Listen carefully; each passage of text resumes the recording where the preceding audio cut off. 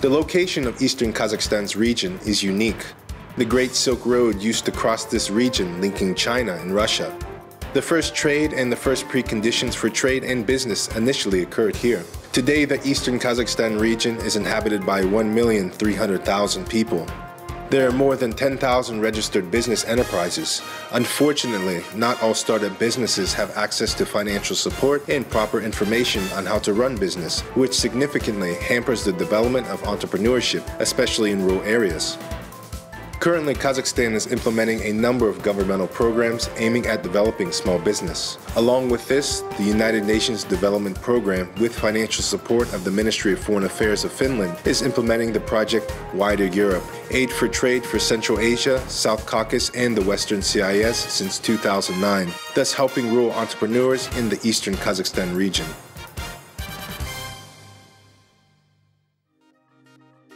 The characters of our film have started up their business through the loans of a microcredit organization named BRK, which was founded with the support of the UNDP Project Aid for Trade. The BRK organization did not put severe restrictions in the selection of projects.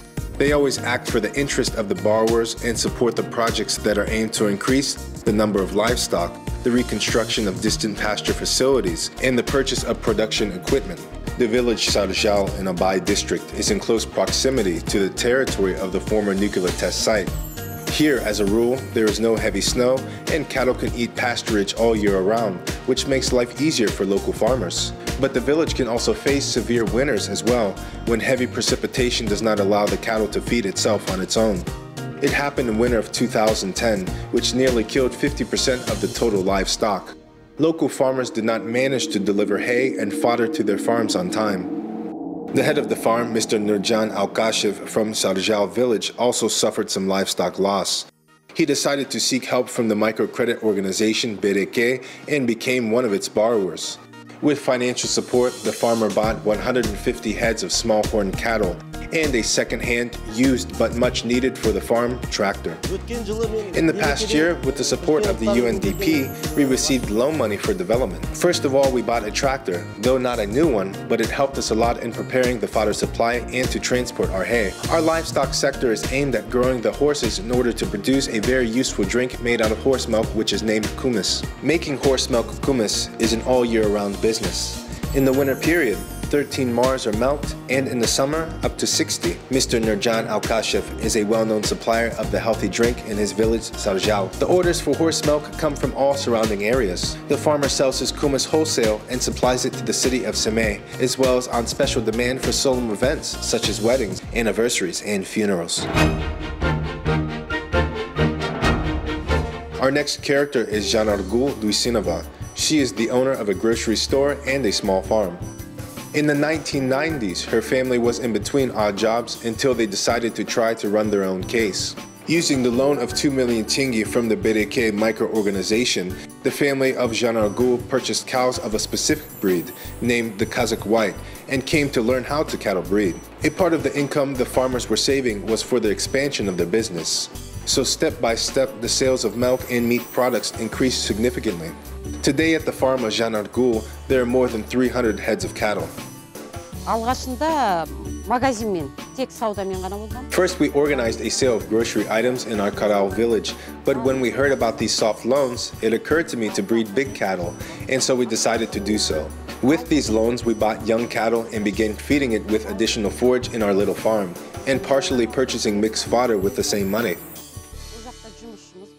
Now it is important for Zhanargul to increase the volume to enlarge the number of her livestock. To achieve her goal, she has already purchased the premises and organized a cattle corral in the surrounding area. Zhanargul Duisinova, like many entrepreneurs of Eastern Kazakhstan region, participated in seminars and workshops organized in the framework of the UNDP Project, where she learned about profitable loans for villagers. In addition to counseling for entrepreneurs in the region, the successful women were invited to share their experiences in the development of their own business. business.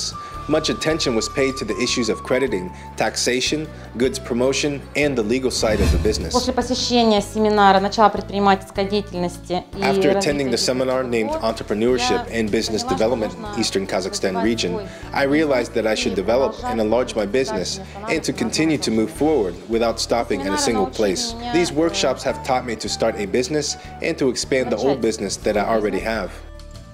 Приезжала я на семинар в Абае. I was taking field trips to the countryside as a coach. As a person running my own business, I saw the desire of rural women to start their own company as well. Yet there I saw their financial illiteracy, and I was training them on how to properly and safely operate their financial resources. Many entrepreneurs who have gained the necessary knowledge and have a stable business are already thinking about new opportunities for growth. Irina Darmina, the seminar participant, in addition to trade, plans to do manufacturing by opening up a sewing workshop. Financial assistance from the regional project facilitating trade is still being provided up to this day, which brings benefits to the villagers. Today, all businesses have returned back their borrowed loans. Due to the return of the loans, the microcredit organization Bereke continues to support the agricultural producers of Eastern Kazakhstan region. In the current year, a businessman from the Zhalma district of Kalbatau village, Mr. Todgelde Mukhtar, received a loan for the development and expansion of his business. He was able to establish a farm, Ur Altai, to open a store and a mini bakery. Along with this, the businessman engaged in growing soybeans on 60 hectares of land, and he plans to process them as well. Taking into consideration his opportunities and capacity, he applied for financial support to the Bereke organization. Currently, with his borrowed money, he has already purchased equipment for the processing of soybeans.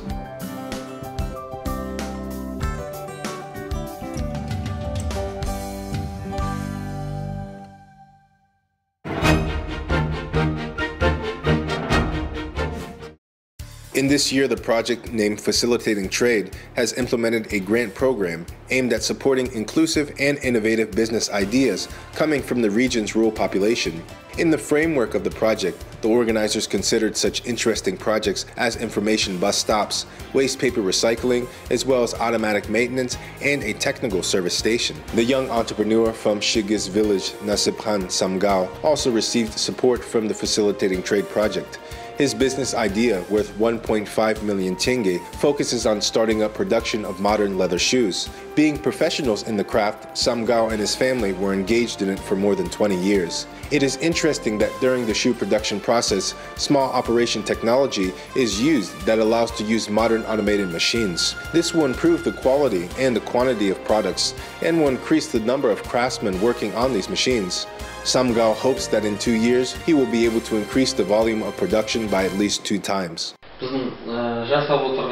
We produce genuine leather shoes. The inner part is made of sheepskin. The pre-made soles for our shoes we buy from Russia. In our work, we keep to the principle of affordability of our products for our consumers. Now, the most important thing for us is not the quantity, but the quality, and we are working on it. Owing to the UNDP, we succeeded to get a grant and to get started. God willing, we will stay healthy in the future as we have big plans to develop and build a national brand producing a competitive domestic product.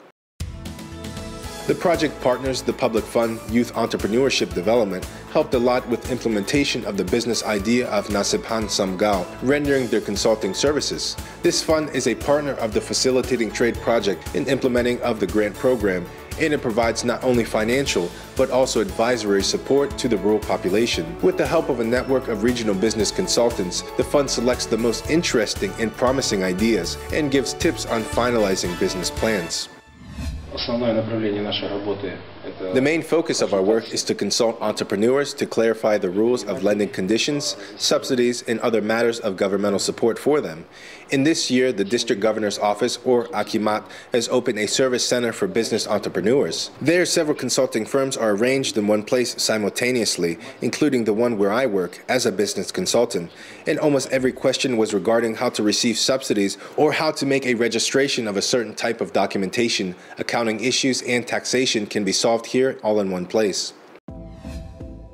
Danyar Karahojian is one of the 13 business consultants of the UNDP project. He works starting from May of this year.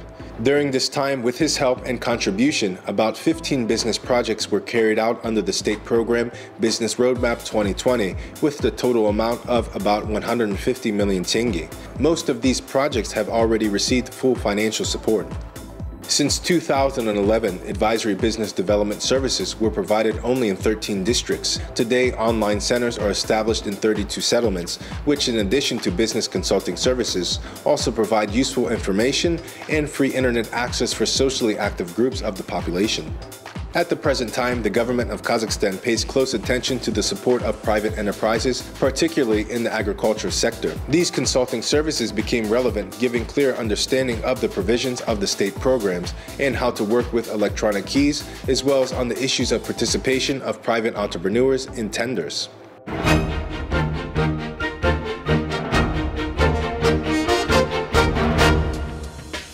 Each one of these people has their own story. By the efforts of such active people, the provinces of Eastern Kazakhstan region are developing, by the strong input of those who are creating new jobs and raising the living standards.